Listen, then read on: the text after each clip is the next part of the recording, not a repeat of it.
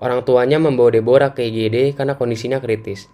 Namun, karena mereka tidak memiliki uang muka atau DP dan belum terdaftar di BPJS, rumah sakit tidak segera memberikan perawatan intensif yang menewaskan 7 penambang, mencerminkan kegagalan negara dalam menjalankan prinsip keadilan politik. Bukan untuk kesejahteraan rakyat, ini melemahkan prinsip keadilan distributif dan menggerus kepercayaan publik terhadap institusi negaranya sendiri.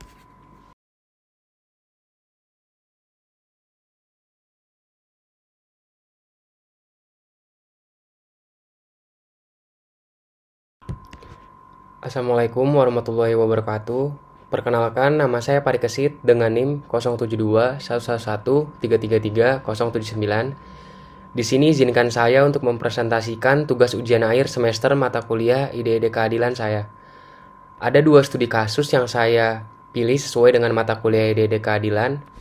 Sebelumnya izinkan saya untuk menjelaskan apa itu gambaran singkat dari IDD Keadilan. IDD Keadilan mencakup prinsip-prinsip dasar tentang apa yang dianggap adil dalam masyarakat.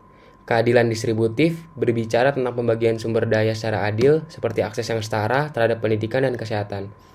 Lalu ada keadilan retributif, maksud saya, menekankan bahwa hukuman harus seimbang dengan kesalahan yang dilakukan. Sementara itu, ada juga keadilan restoratif yang berfokus pada pemulihan kerugian dan memperbaiki hubungan antara pelaku, korban, dan masyarakat. Ada juga keadilan prosedural yang menekankan pentingnya proses yang adil dan transparan dalam hukum dan kebijakan agar semua pihak diperlakukan setara. Keadilan sosial berusaha mengatasi ketimpangan dan diskriminasi dalam struktur masyarakat, seperti perlindungan terhadap kelompok marginal. Sedangkan keadilan politik menjamin hak semua warga negara untuk berpartisipasi dalam proses politik seperti memilih, menyampaikan pendapat, dan terlibat dalam pengambilan keputusan. Semua bentuk keadilan ini saling berkaitan dan penting untuk menciptakan tatanan masyarakat yang adil dan setara. Untuk studi kasus yang saya ambil, yang pertama tentang kemiskinan, yaitu cerita pilu bayi Deborah meninggal karena tak ada biaya. Untuk kronologinya, yaitu bayi Deborah merupakan bayi yang berusia 4 bulan, meninggal dunia pada tahun 2017 setelah terlambat mendapatkan perawatan intensif di sebuah rumah sakit swasta di Jakarta. Orang tuanya membawa Deborah ke IGD karena kondisinya kritis.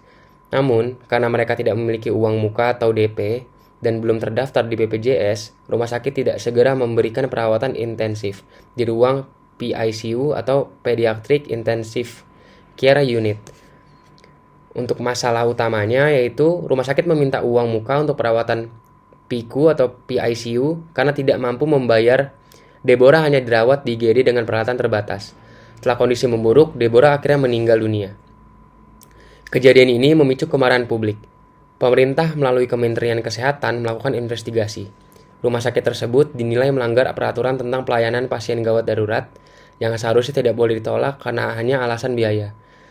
Lalu juga ada Kementerian Kesehatan yang memberikan sanksi administratif kepada rumah sakit tersebut. Untuk pelajaran yang bisa kita ambil dari kasus Deborah tersebut, yaitu hak atas pelayanan kesehatan yang dimana semua pasien terutama dalam kondisi gawat darurat berhak mendapatkan pelayanan medis tanpa ditunda oleh masalah administratif atau biaya. Pada peran BPJS, memang pentingnya jaminan kesehatan nasional bagi masyarakat, terutama keluarga dari golongan ekonomi menengah hingga ke bawah. Dalam perbaikan sistem, kasus ini mendorong evaluasi terhadap sistem layanan gawat darurat di rumah sakit baik swasta maupun di negeri. Pada kasus kedua yang bertemakan keadilan, yaitu kasus longsor di tambang emas ilegal yang ada di Gunung Botak yang menewaskan 7 penambang, mencerminkan kegagalan negara dalam menjalankan prinsip keadilan politik. Yaitu ketika negara tidak mampu menjamin perlindungan dan partisipasi setara bagi seluruh warga negara dalam sistem politik dan pengambilan keputusan. Ketiadaan perlindungan terhadap warga marginal, banyak penambang ilegal berasal dari kelompok miskin yang tidak memiliki akses pada sumber daya, pekerjaan layak, atau penghidupan yang stabil. Mereka terpaksa masuk ke sektor informal dan berbahaya karena negara tidak menghadirkan pilihan ekonomi yang adil dan legal. Ini menunjukkan ketimpangan dalam distribusi kekuasaan dan sumber daya yang merupakan pelanggaran atas hak ekonomi politik warga negara.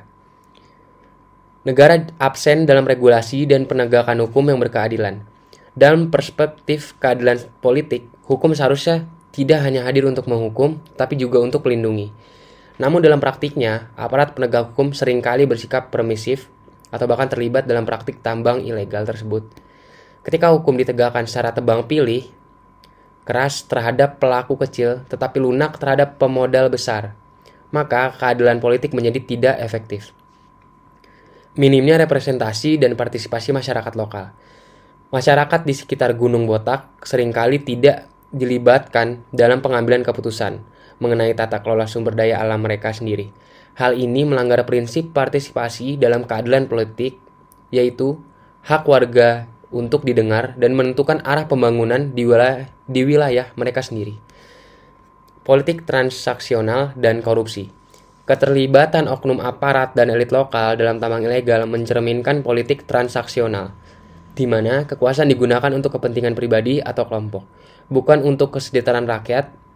Ini melemahkan prinsip keadilan distributif dan menggerus kepercayaan publik terhadap institusi negaranya sendiri.